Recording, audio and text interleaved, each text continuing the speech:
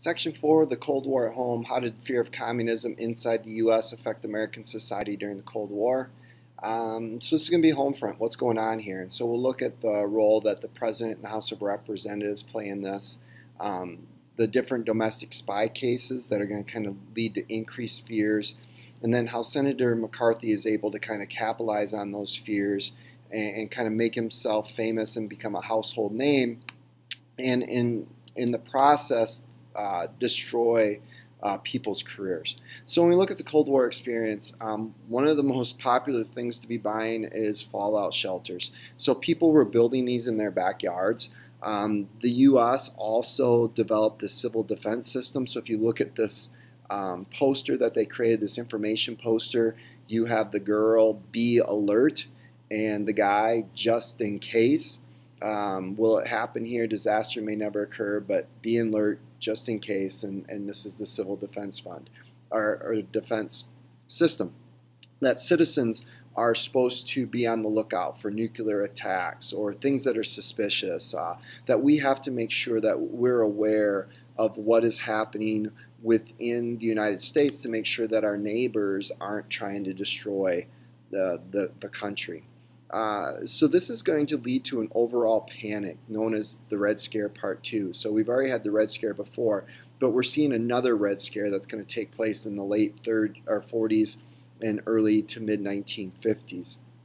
And as a part of that, Truman is going to issue this executive order, this Federal Employee Loyalty Program, that basically its goal is to then find and root out anyone who is a communist, has communist sympathies, and if you're found to have any kind of connections to communism, you're going to be kicked out of the government and prevented from having offices and certain positions. And what Congress is going to create is HUAC, the House Un-American Activities Committee. And their job is going to be to kind of look out after the United States and see if there are activities that are taking place. And one of the areas that you really see getting hard hit by this is Hollywood. They tend to be a little bit more liberal. They tend to be maybe a little bit left-leaning. And so because of that, you see them attacking and targeting some of these famous Hollywood producers and actors and actresses. And so some people who had made some pretty famous movies through the 30s and the 40s are now on this blacklist. They're not able to get a job. And so there's 10 of these very prominent ones that Hollywood no longer employs. And they kind of have to go into hiding, and some of them change their names and work on some movies in secret. So it's going to have an impact there as well. The other thing too is freedom of speech. Anything that's kind of considered to be socialist or communistic, people don't want to hear it. They don't want to find out about it. The other thing is in the 1930s, some people thought it was kind of fashionable or chic to check out socialism and communism because they kind of blamed capitalism for the Great Depression. And so there's people who maybe subscribe to socialist newsletters or maybe even went so far as to join the Communist Party. And if that stuff gets dug up, you're going to end up losing your job. You're going to end up getting chased out of your neighborhood.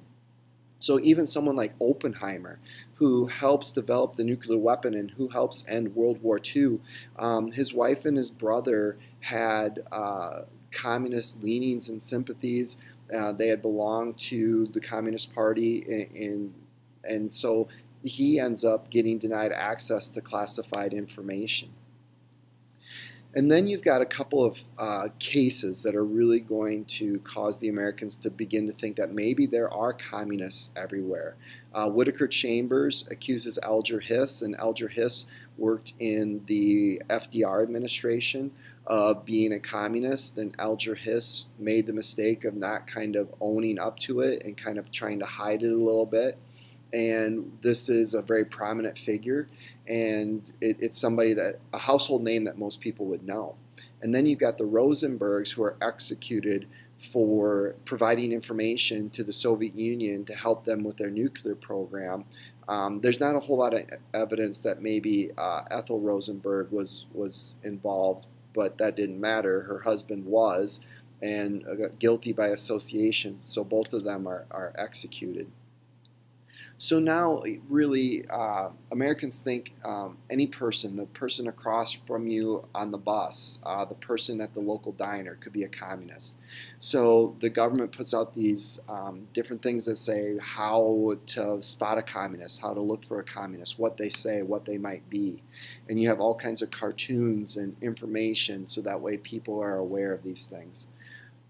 So Senator McCarthy from Wisconsin is going to kind of use this to make a name for himself. And I guess I really don't know 100% what his intentions were, or motivations were, but I mean, I do know what his actions were. So he gives this speech in 1950 that there are enemies working from within the United States that are communists and they're trying to destroy the country. And in the speech, he says there's 205 bad security risks within the U.S. government and U.S. military. And he holds up a manila envelope and says, I have the names in this manila envelope. And what's going to happen is he gets a lot of press from that, and he gets a lot of people who are wondering what's going on, and his power is going to increase. And what you're going to see is people are going to demand to see these names, and he uses his power to be able to quell any kind of criticism of him. And he's also going to use it to take down political enemies. He's going to use it to take down rivals. He's going to use it to take down anybody who questions him.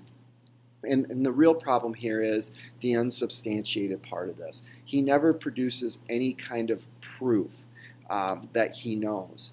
And where he really is going to get himself into trouble is he goes after the U.S. Army and claims to know people within the U.S. Army who are card-carrying communists, and they are trying to destroy the United States. And this is something that Congress is going to look into, and they hold televised hearings. And it's during these hearings that the American people see McCarthy's story unravel. He doesn't have proof. He doesn't have evidence. He just is blindly accusing people. And that's going to be kind of the beginning of the end. And this is finally the moment where Eisenhower and some of the other Republicans stand up to McCarthy and say, listen, you just need to go away because you don't have any proof of these accusations. And that's where we had gotten to. We had gotten to the point where the simple saying that this person is a communist was enough to ruin a career, to set people off without having to prove any kind of, or provide any kind of evidence or proof. And finally, the fever of this kind of broke, that we were able to step back and say, okay, maybe we got a little carried away here, and we need to reevaluate, and we need to actually have proof and evidence of things before we go down and chase after stories that aren't true, that are fake.